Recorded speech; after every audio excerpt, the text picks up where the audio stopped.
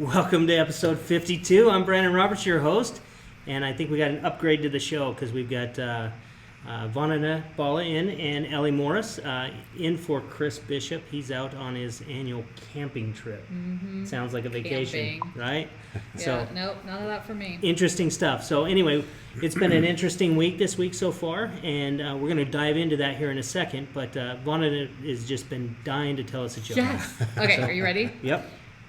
Where does a dog go if it loses its tail to get a new one? The tailor? That's pretty smart, but no. I give up. The retail store. Oh, okay. Retail. Good. Okay, all right. I thought it was funny. My kids laughed about it. It was pretty funny. You don't want to go I've got anywhere. another one, though. Yeah, you don't want to go anywhere because we're going to wrap up the show with another joke from Vandana. So we might have to make this a weekly episode. So, all right. The retail store.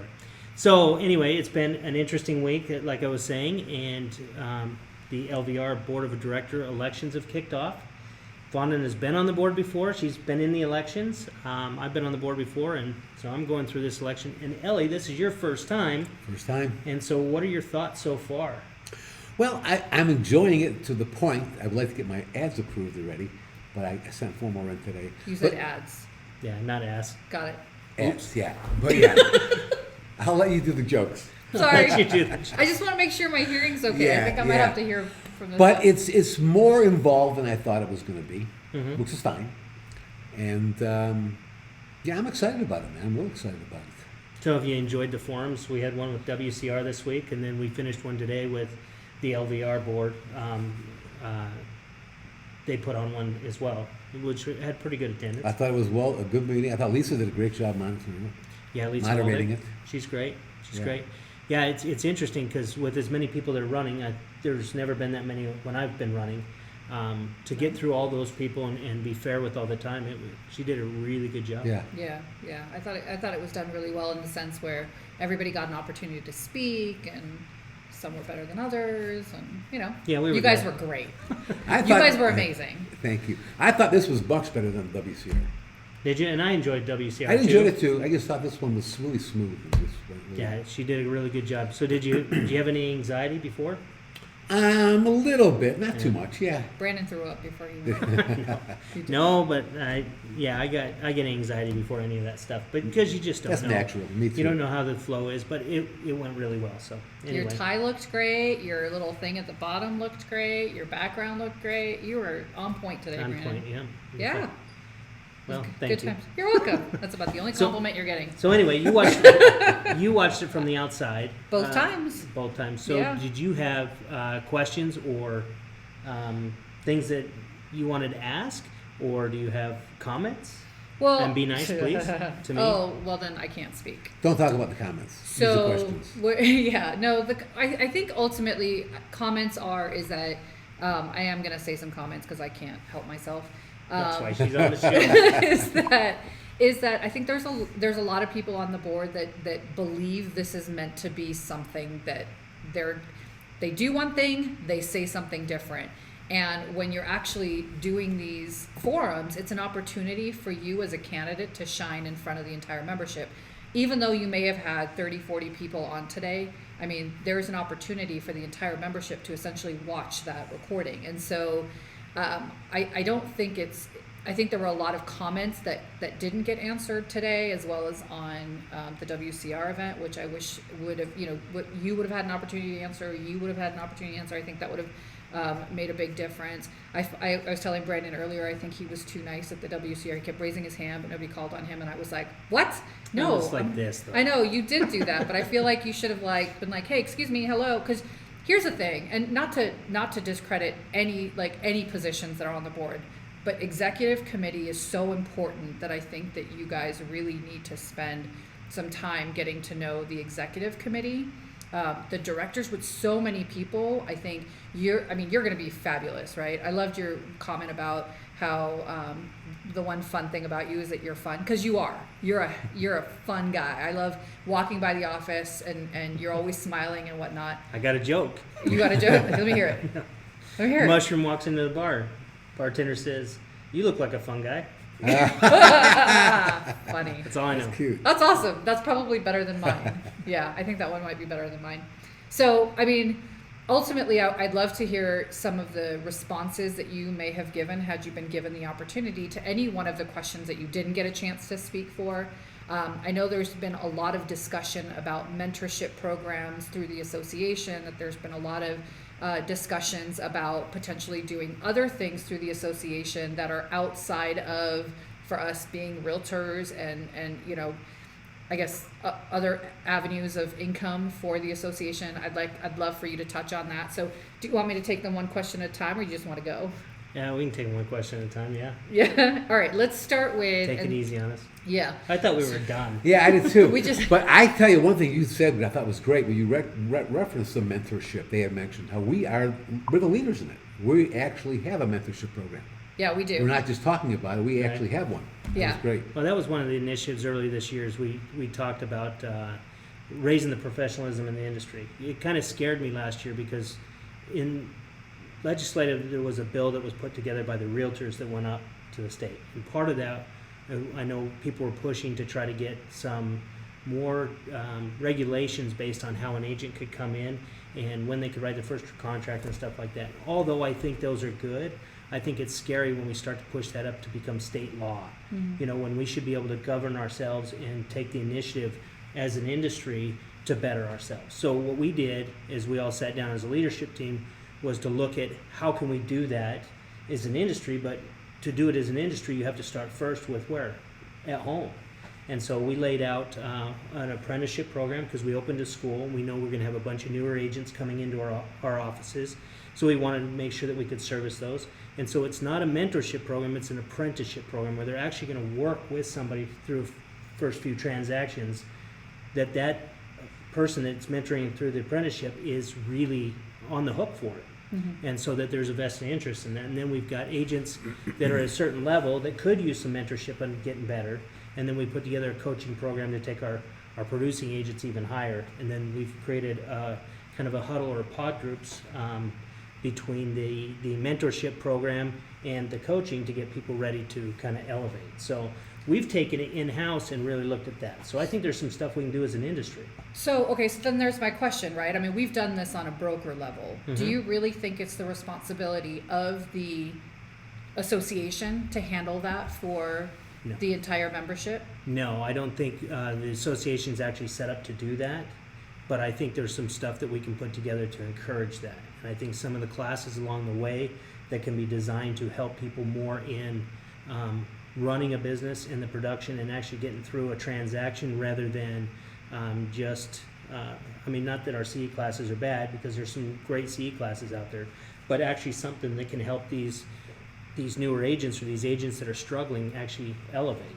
And even onto the broker level where there could be some classes on actually how to run a brokerage a little bit better too. So I 100% agree with that. I think that it's more important for us as an industry to potentially have, I know this isn't about me, but I'm going to speak anyway, but for us as an industry to have brokers that have a belief system behind the association. I can't tell you how many times I've heard brokers say we need another MLS or we need another association or well, why aren't we just bettering the one that we have? And that's probably where you should start. And I think you mentioned it, Brandon, is that, you know, it really starts with the broker and getting their buy-in, and then it trickles down, and that's the way it should be.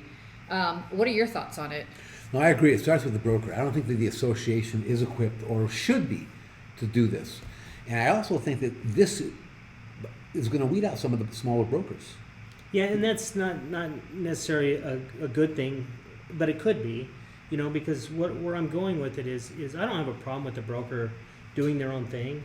I have a problem with the broker bringing somebody into their office and not providing the tools necessary for them to succeed and the oversight. I think that contributes to the downfall of our industry, Absolutely. really, and the unprofessionalism.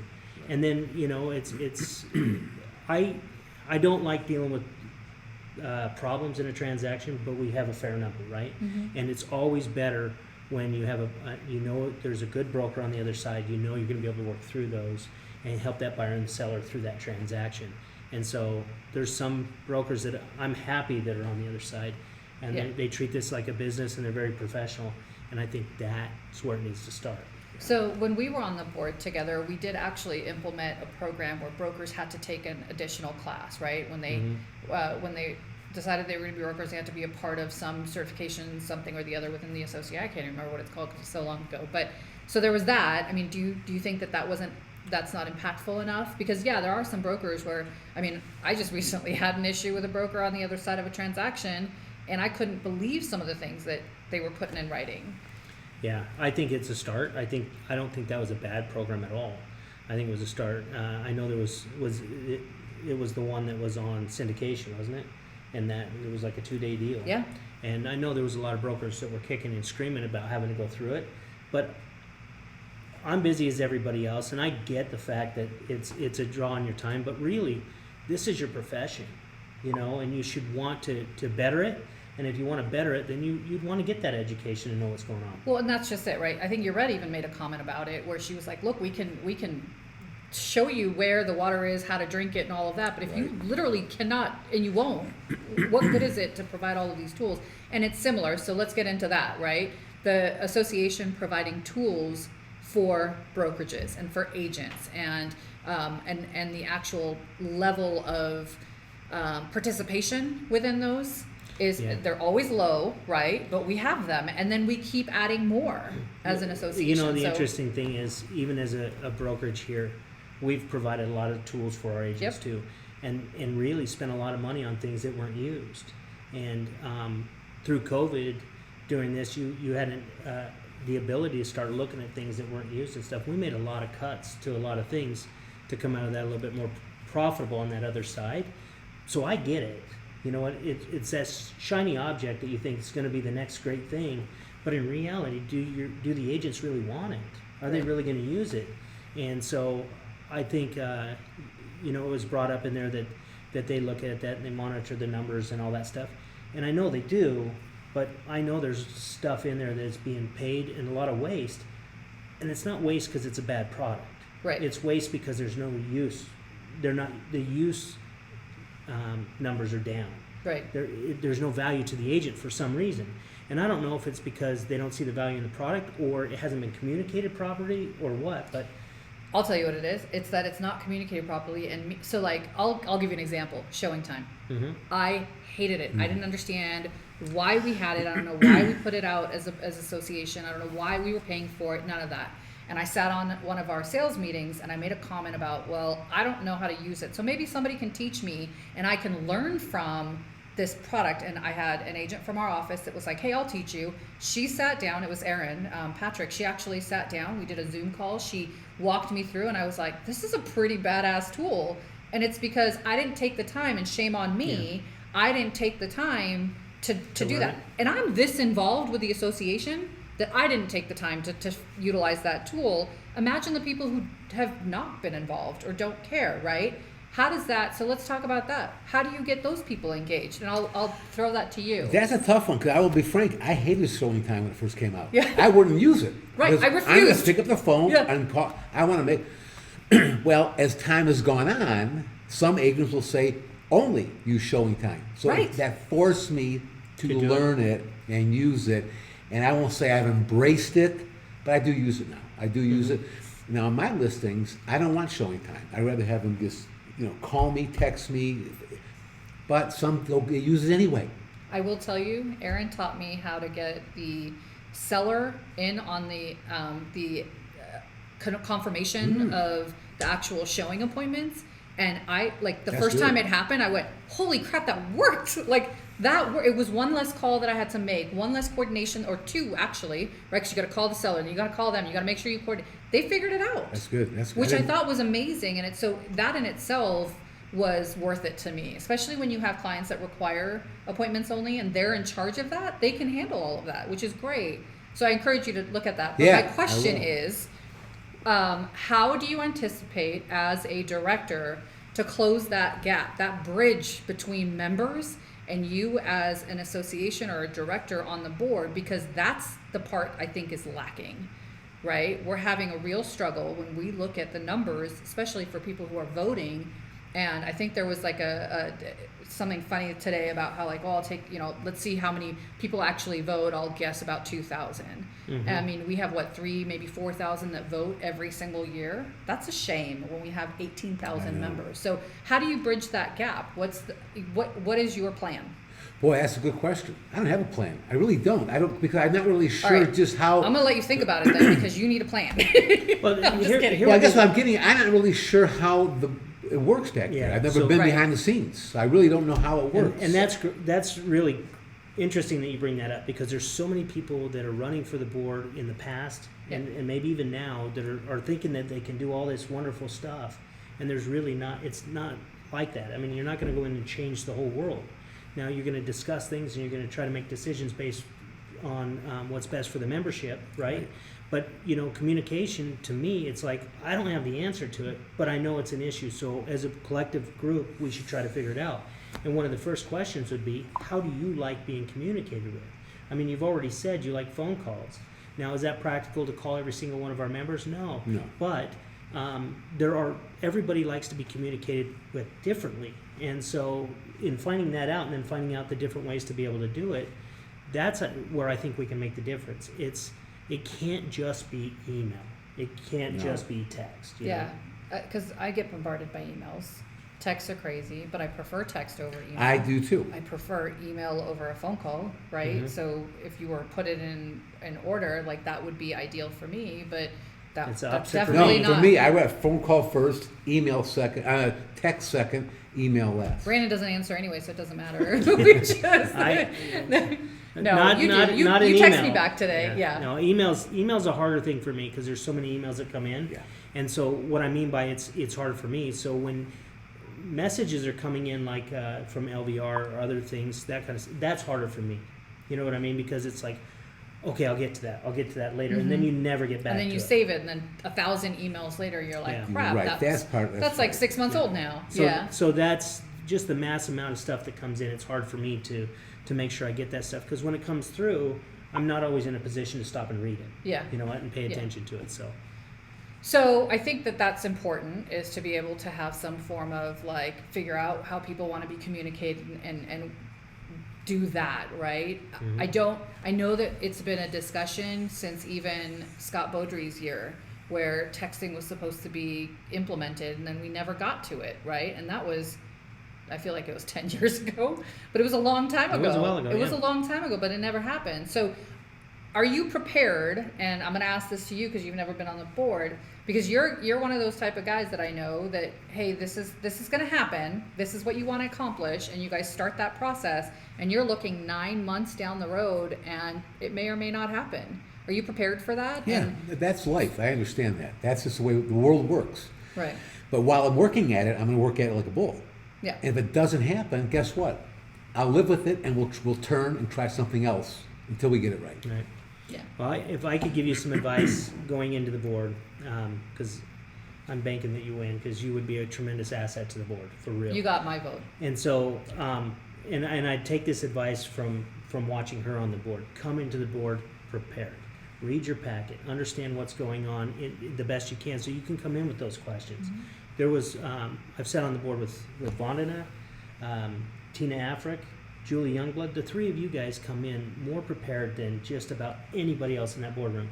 And I know there's been others that were, but the questions and the stuff that you bring up, you know that you knew that packet. Well, I think the most important part, and if I can, give you a little bit of advice too, is that don't just read the packet. Actually understand it, and if you don't, ask questions. Yeah. Figure out why you're making certain decisions. Don't just let it slide. You are representing the membership, right? We're counting on you to protect us, because believe it or not, there's some agendas people with agendas that are sitting on that board, and I don't know what their agenda could be.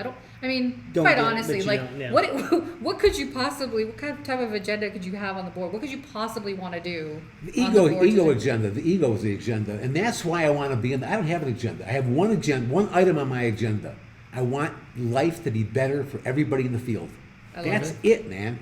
That's my agenda. Whatever I can do to make life better for all of us, we're out in the field, in the trenches. That's it. That's it. That's awesome. Yeah. It's awesome, and it's important that the board is very diverse in that, with brokers, with agents, with different production levels and everything like that, so we get a good view of what affects everyone, because every decision has consequences.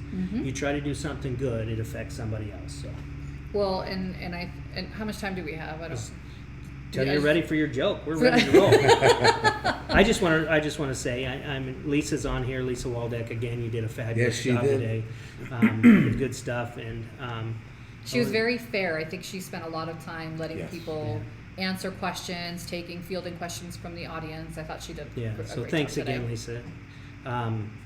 She's one of the first people I met when I came here to Vegas. Oh yeah. Yeah, when I was pushing Exit Realty franchises, she was working at a home warranty company. And I was sitting in a little office down on Durango, and she'd come in there. She was about the only one that would call in that office, so it was kind of cool. But she was always helpful. So. Oh, that's awesome. Yeah, she's a sweetheart.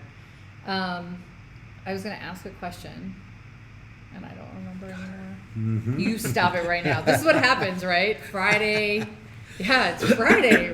It's Friday. It's Friday, man. It's Friday, but it was so, a big weekend. Was there anything that you felt that was asked that you didn't get a chance to answer that you would really like an opportunity to do that now? Because I'd love to hear it. I can't remember the question that was asked on the WCR one, but I did want to say something, but I can't remember what it was at this point. So when I do, I will respond to it, but I'll go back and watch the film. But there was one, and it kind of got beat up a little bit. There was a lot of talk on it, but I did want to say something on that, and I can't remember what it was at this point. So... anything you wanted to? No, today was great. And WCR also, I only had a chance to talk one time, and it was about what my odds or it was some kind of silly question, but I didn't get to give the whys or any of the deep questions asked. But today was different. Don't bang on the table. That's a Chris move. We are Chris free today. Just kidding, Chris, if you're watching. Oh wait, he's camping. He's camping. Is he glamping or is he camping? I think he's camping. All right. They're out there in the dirt. Oh, poor guy. Man. Poor Amy. So, RPAC. Yes. It seems to be a big topic of discussion every time that there is an election, right? You have been an investor in RPAC and President's Circle. You have been I was going to say a master investor. That's not what it's called. It's a major investor, yeah. But I prefer master since they took that away from the bedroom thing. She's bitter. I'm not bitter. It's totally fine. I still use it, Master. Yeah, well, Keith and I were talking about it, and I think he's going to continue to say that it's the Boom Chicka Wow Wow room. Oh. I think that was his thing. That was his vote? That was his vote, yeah. Boom Chicka Wow Wow room. So, RPAC, you've been a major investor for quite some time as well. So, there seems to be a lot of, and there was even in the chat and the Q&A questions, like, why does it matter?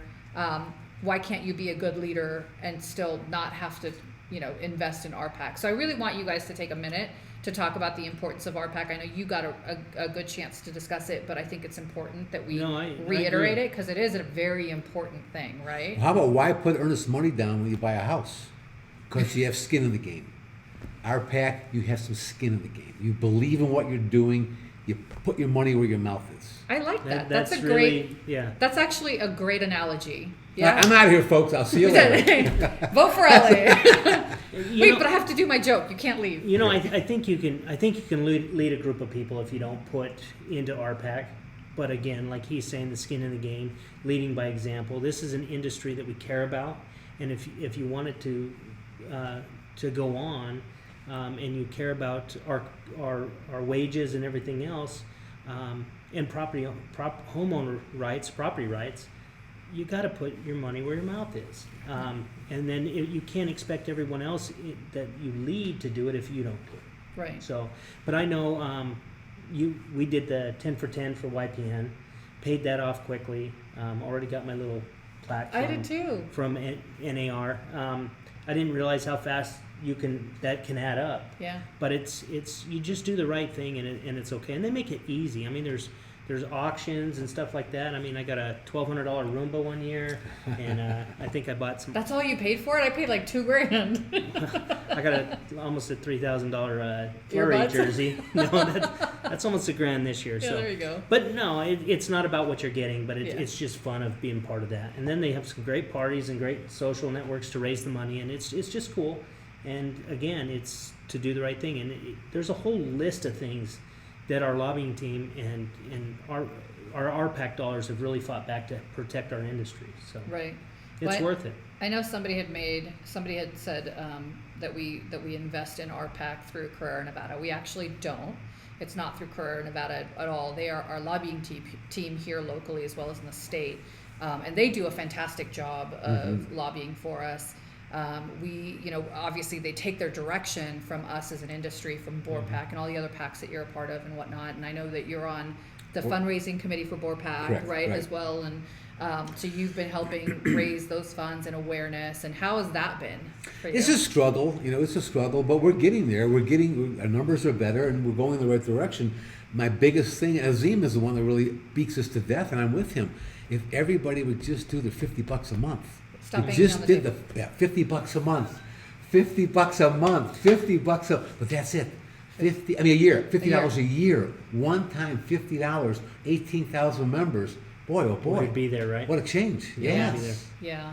Instead, people, pick up the phone and call and have it. And I'll be taken out frank another with you, when I month or first got into business back in Detroit, my broker explained to me, I think it was $35. I asked him, what's this $35? So he told me, I said, I'm not in it. I don't want to pay that. It wasn't the money. It was the thought, political action committee. It just didn't sit well with me. Right. And once I learned from you what it was all about is when I dove in. So what triggered that? I know we're running out of time, but we're not. I'll keep talking until I feel like I'm done.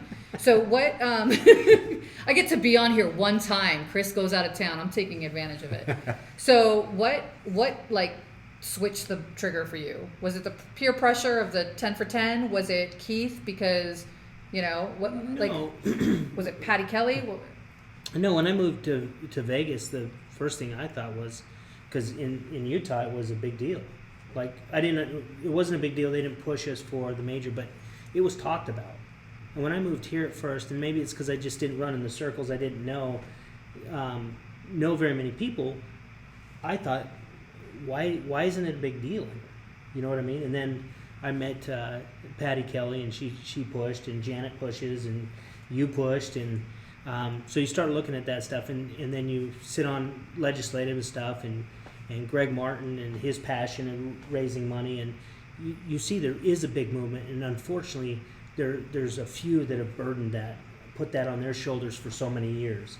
And I think it's really starting to get out there, and that's why it's kind of I get why some people would be like, well, the pressure because I'm running for the board, they're bringing this up.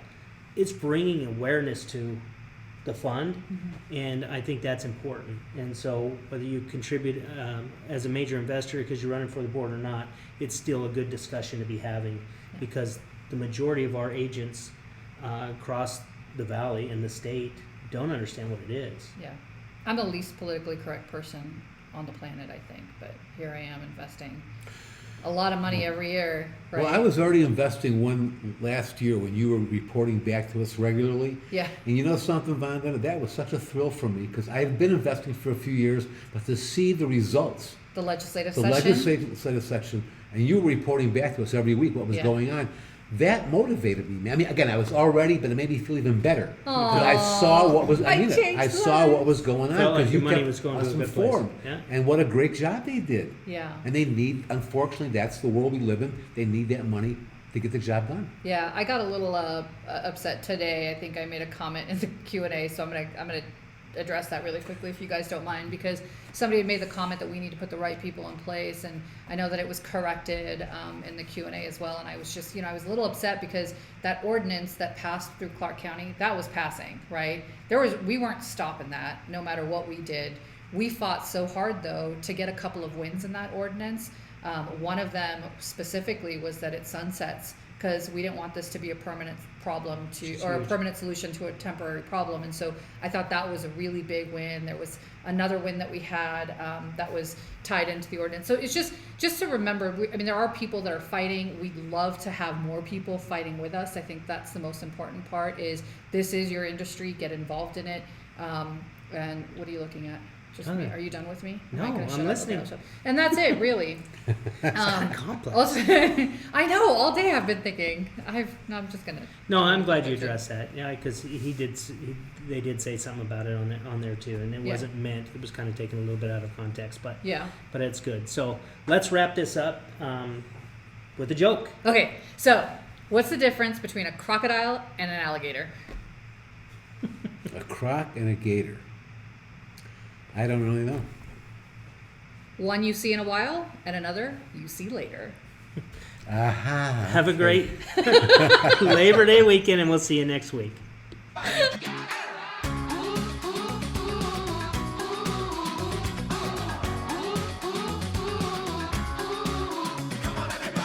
feel a change coming, it's closer every day. I feel